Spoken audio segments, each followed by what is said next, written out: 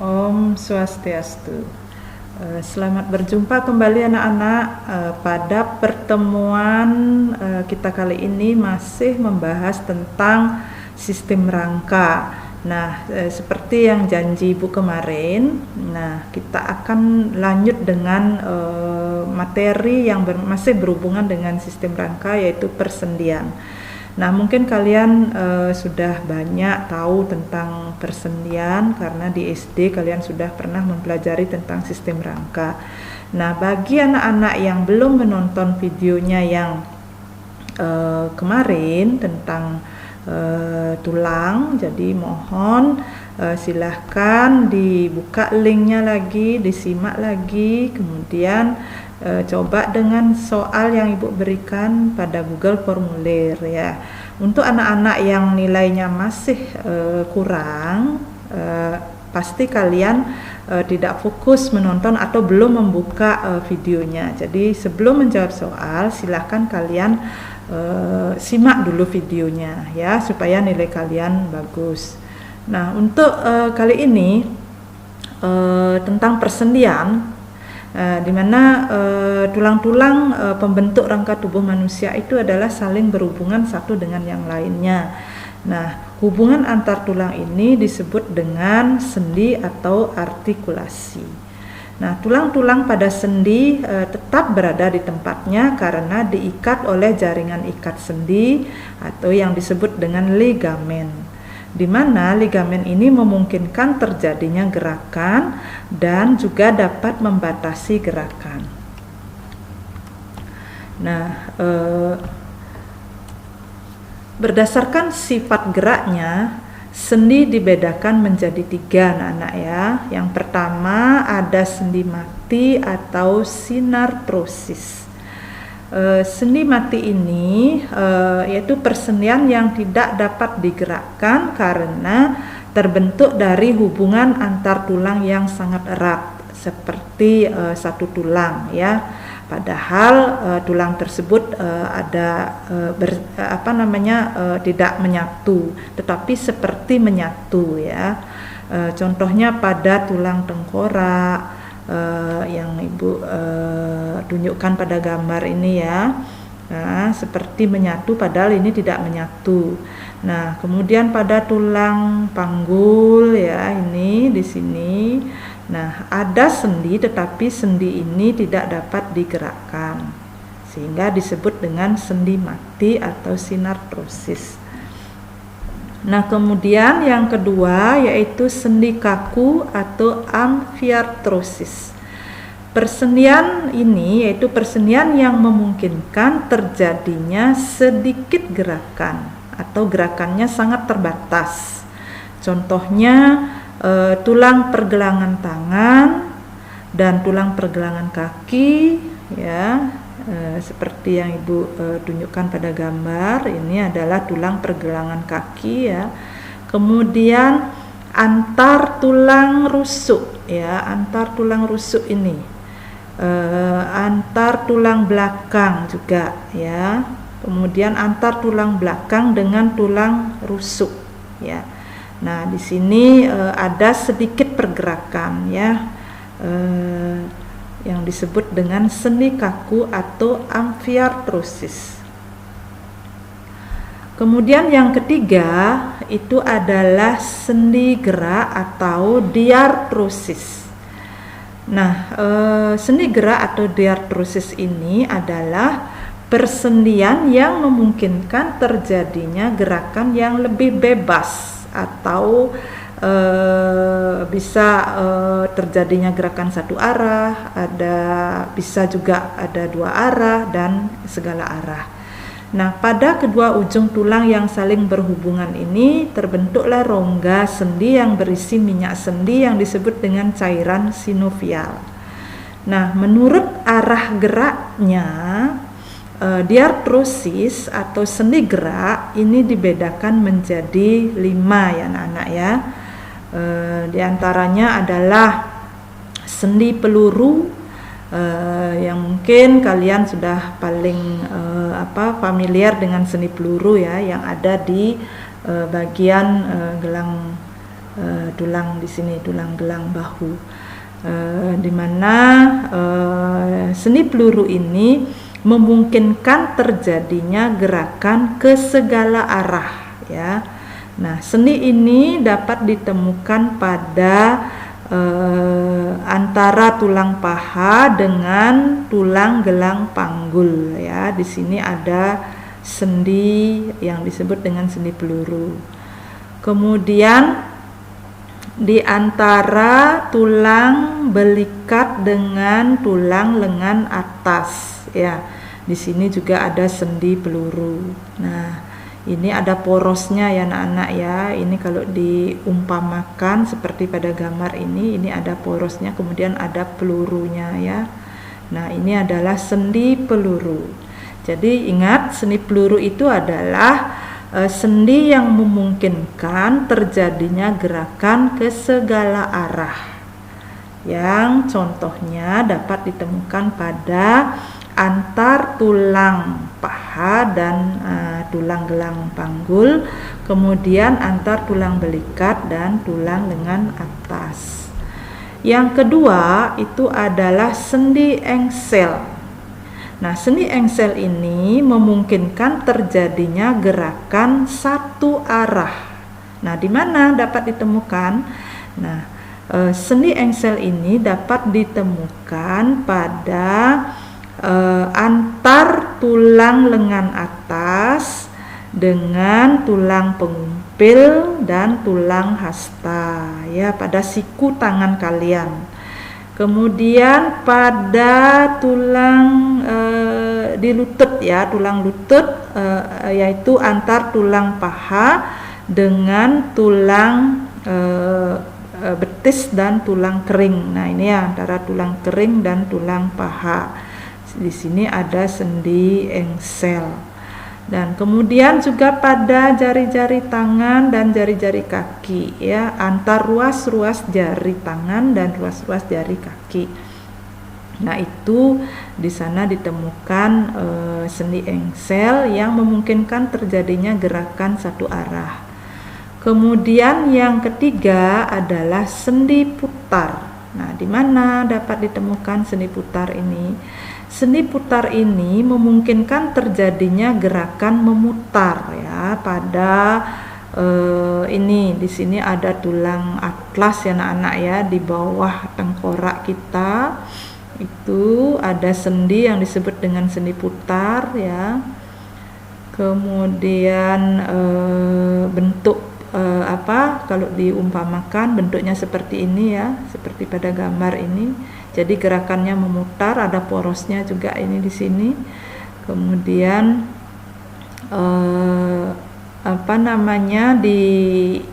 kalau ini mungkin lebih jelas ya anak-anak ya, di bagian ini, bagian gambar yang ibu tunjukkan ini ya. Di sini ada tulang atlas ya, yang di bawahnya itu ada persendian ya, yang disebut dengan sendi putar. Nah, kita lanjut ke sendi geser. Sendi geser yaitu persendian yang gerakannya bergeser ya. Nah, ini tidak ada porosnya anak-anak seperti pada sendi peluru tadi. Nah, sendi geser ini dapat ditemukan pada tulang pendek yang di sini yang ada di pergelangan tangan ya. Kemudian juga ada di ruas-ruas tulang punggung ya. Kalau diperbesar ini di ruas-ruas tulang punggungnya, ini di sini ada sendi geser ya. Nah, pada sendi geser ini juga ditemukan beberapa tulang rawan di sini. Nah, itu sendi geser ya anak-anak ya. Masih ke sendi geser ya, ini yang mungkin sering juga disebut dengan sendi luncur anak-anak. Nah, jadi kalau sendi luncur itu atau sendi geser ini gerakannya menggeser, tidak berporos, terdapat pada tulang belakang dan tulang telapak tangan ya. Nah, kemudian Sering juga banyak yang menyebutkan bahwa sendi luncur dan sendi geser itu berbeda, tetapi hampir sama ya. Kedua ujung tulang agak rata pada sendi luncur ini sehingga menimbulkan gerakan menggeser dan tidak berporos. Ya, contohnya tadi sendi antar tulang pergelangan tangan, antar tulang pergelangan kaki, antar tulang selangka dan tulang belikat. Tapi kalau yang Ibu perlihatkan di sini gambarnya ya, ini pada tulang pergelangan tangan ya, di sini tidak berporos ya anak-anak ya. Jadi tidak berporos. Jadi gerakannya menggeser. Nah, itu. Kemudian kita lihat ke sendi pelana yang kelima ya anak-anak ya. Sendi pelana ini memungkinkan terjadi gerakan dua arah ya. Ini kita temukan pada antar ibu jari dengan pergelangan tangan ya, telapak tangan ya, telapak tangan. Kemudian ini bisa dilihat juga ya, di sini pada ibu jari ya. Jadi gerakannya bisa ke dua arah ya, bisa digerakkan ke dua arah nih. Nah, itu untuk sendi pelana. Jadi ada 5 sendi gerak ya. Ada 5 sendi gerak. Yang pertama ada sendi peluru, yang kedua sendi engsel, yang ketiga sendi putar, yang keempat sendi geser, dan yang kelima adalah sendi pelana. Nah, itu tentang persendian anak-anak. Sekarang kita lanjut ke gangguan pada tulang. Nah, gangguan pada tulang sering kita jumpai terutama pada orang yang sudah lanjut usia anak-anak ya, karena tulangnya sudah mulai mengalami pengapuran ya, kekurangan zat kapur atau zat fosfor dan sebagainya. Nah, apa sih penyebab dari kelainan atau gangguan pada tulang? Yang pertama disebabkan karena penyakit. Nah, karena penyakit ini biasanya tulang itu yang diserangnya adalah persendian ya. Jadi biasanya yang diserang adalah persendian oleh virus biasanya. Nah, contohnya seperti polio. Polio ini bisa dicegah dengan imunisasi polio. Jadi anak-anak yang umur 9 bulan wajib mendapatkan imunisasi polio. Nah, supaya nanti jika ada virus yang menyerangnya, jadi bisa dengan diadakannya imunisasi bisa menghalau virus tersebut. Kemudian kelainan yang lain itu disebabkan oleh kecelakaan ya anak-anak ya. Nah, kecelakaan ini bisa karena diakibatkan oleh terjatuh atau kesleo mungkin ya, salah gerak mungkin, kemudian kecelakaan, tabrakan dan sebagainya yang bisa menyebabkan terjadinya patah tulang. Nah, patah tulang ini disebut dengan fraktura. Kemudian bisa menyebabkan retak tulang yang disebut dengan fisura. Dan juga bisa memar ya, ini maaf salah tulis ini, bisa juga memar ya, memar mungkin ringan ya, mungkin jatuh biasa dia akan terjadi memar pada tulang. Nah, itu mungkin perlu pemulihan ya, kalau patah tulang ya mungkin perlu operasi, retak tulang juga mungkin perlu dioperasi atau perlu penanganan oleh dokter ya. Nah, kemudian gangguan pada tulang dapat juga disebabkan oleh pengaruh gizi atau zat makanan. Nah, ini sangat berpengaruh ya anak-anak ya. Zat gizi atau makanan yang kita makan itu harus mengandung banyak zat-zat yang dibutuhkan oleh tulang seperti vitamin D, zat kapur, zat fosfor. Nah, kalau vitamin D ini bisa kita tingkatkan keberadaannya di dalam tubuh dengan cara berjemur ya. Jadi dengan mendapatkan sinar matahari, maka pembentukan vitamin D akan lebih aktif gitu ya. Jadi sehingga vitamin D-nya tercukupi di dalam tubuh. Nah, zat-zat yang Ibu sebutkan tadi itu dapat mengakibatkan terjadinya gangguan jika kekurangan ya, yaitu terutama pada proses pembentukan sel-sel tulang yang menyebabkan tulang menjadi rapuh. Nah, kemudian gangguan yang lain dapat disebabkan oleh sikap tidur yang kurang bagus atau sikap duduk yang kurang baik dan monoton gitu ya. Jadi terlalu lama duduknya membungkuk, kemudian sikap tidurnya mungkin salah, kemudian sikap berdirinya atau kebiasaan yang terlalu lama dilakukan dalam jangka waktu yang panjang juga, ini dapat mempengaruhi bentuk tulang belakang atau tulang punggung kita. Jadi kelainan ini dapat dibedakan menjadi 3 macam ya anak-anak ya. Yang pertama, kalian lihat pada gambar ini bisa menyebabkan skoliosis ya, akibat dari sikap tidur, duduk dan berdiri yang salah. Seperti skoliosis ini, yaitu tulang punggungnya membengkok ke kiri dan ke kanan ya.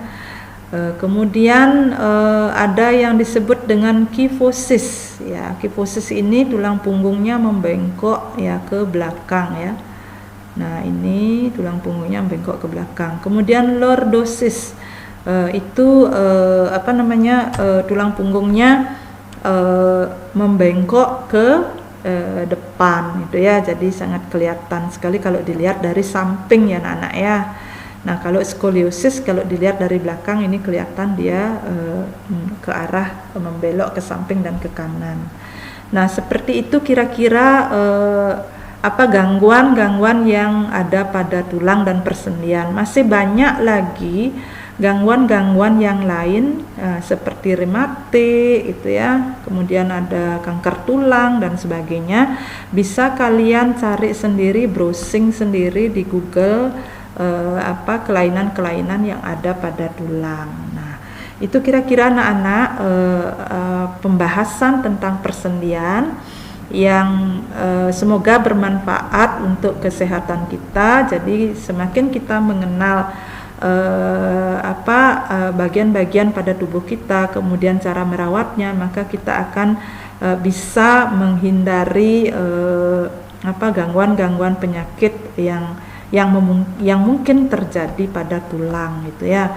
Jadi semoga bermanfaat untuk kalian video yang Ibu sajikan hari ini, dan mungkin akan kita bahas pada pertemuan selanjutnya yang masih berhubungan dengan sistem rangka, yaitu otot ya.